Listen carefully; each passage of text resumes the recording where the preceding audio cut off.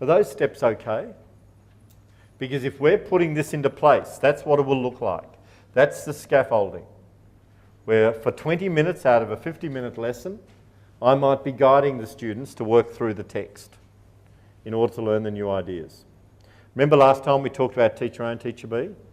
And I really want to make that really clear. If I operate like teacher A, I'm not intervening at all. I'm basically almost being ineffective. And that's, I think, with any teaching, we need to make sure it's impacting on students' thinking. Now, how can I teach each of the strategies? I can take any topic I want to teach. Like I could be wanting to teach photosynthesis.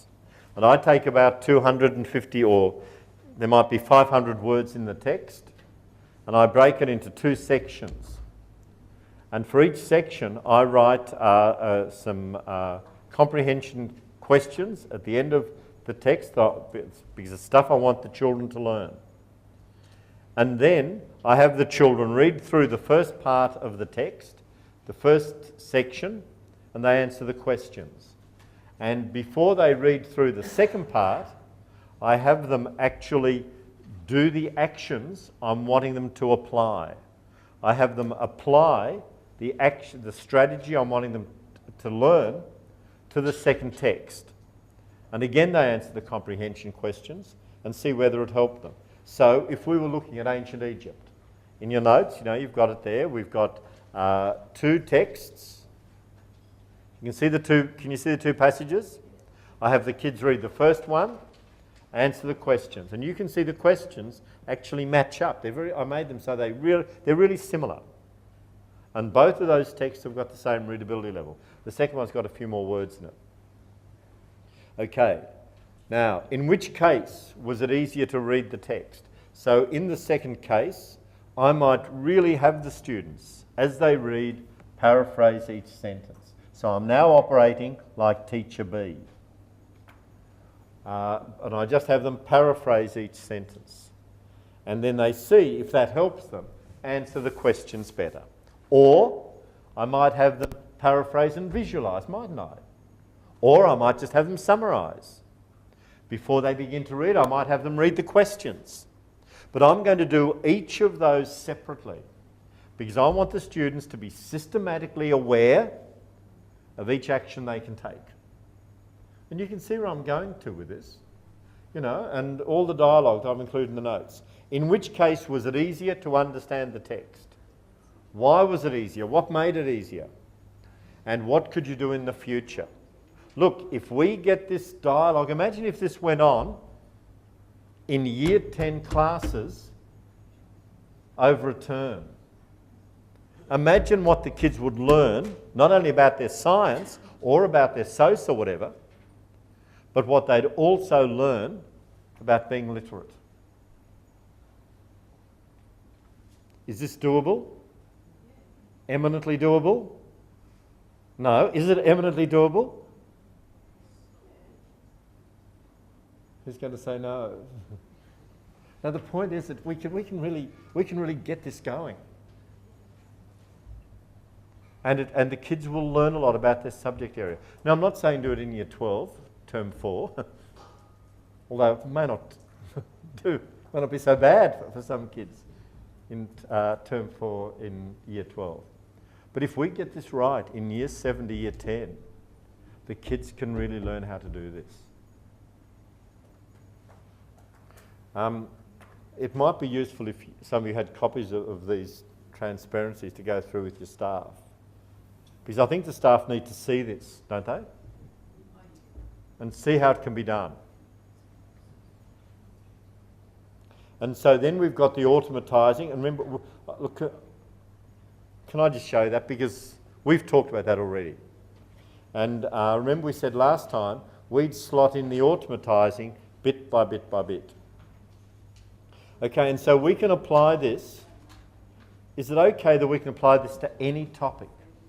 So I can take any topic. I can take a topic in woodwork. Will we be able to get the PowerPoint so that we can easily then, rather than waste typing it out? No, yeah. I think it's really important. But you can see the framework we're on about. See, we could make this region really the best. I mean, this could, and in all honesty, this is more than literacy. This is really a whole approach to learning that we're calling literacy. Okay, so we can apply that to any topic and move on with it. Okay. Oh no, this was interesting. And it really, it first of all showed my lack of preparedness for class, but it also showed the power of visualising. This was, I was doing some work at a school in Western Region, and there was some Year 7, have we done this before? No. There was some Year 7,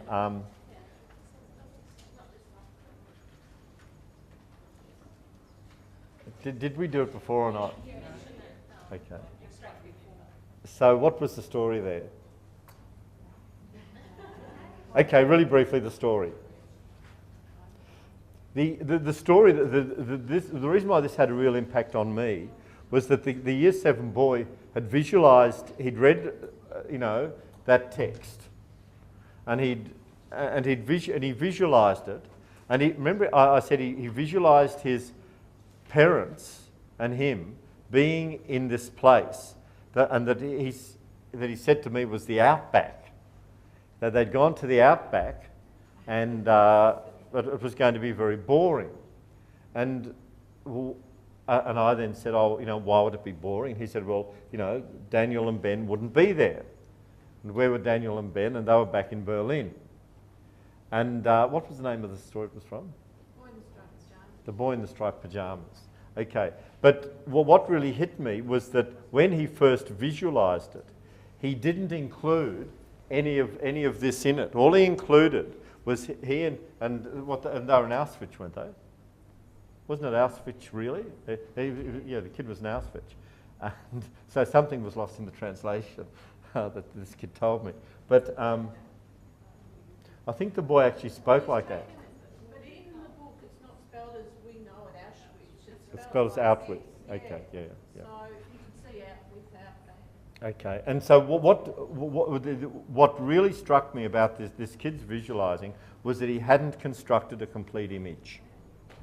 And so what I tried to do with the child was to say, okay, let's build a complete image, and okay, in the image, because I haven't read the story, we still had the kid in Outback Australia. But we had the two other kids in Germany, in Berlin, waving. So it was, they wouldn't be coming tomorrow to play. They wouldn't be coming for other reasons, I guess, tragically. But anyway, that was, yeah. So with the visualising, it's fine to say we need to have kids visualising, but we've got to make sure they construct appropriate images. Now, this is why I'm really pushing having the children paraphrase before they visualise. So if you paraphrase the sentence first, then it's useful to visualise it. I don't think it's a good idea to have the kids, as they're reading text, to visualise before they paraphrase. I really want to make that point, because the kids can get the events out of order and they can leave things out. Now we're pushing visualising at getting knowledge ready, and that's open-ended. That's just with your knowledge. But when you're reading and comprehending a sentence, you need to paraphrase it first and then visualise it. Mark? And I've found that when they get the wrong visualisation, it's hard for them to yes, that's yeah.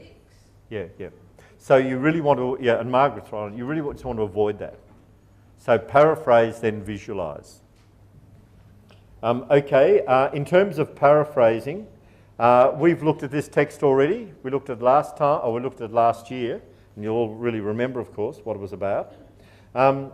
This is the text that's in your notes. When you look at that first sentence, the income earned by most primary products varies over a small range only. The quantity of food consumption is constrained by biological necessity and population growth in rich countries. How available are the ideas?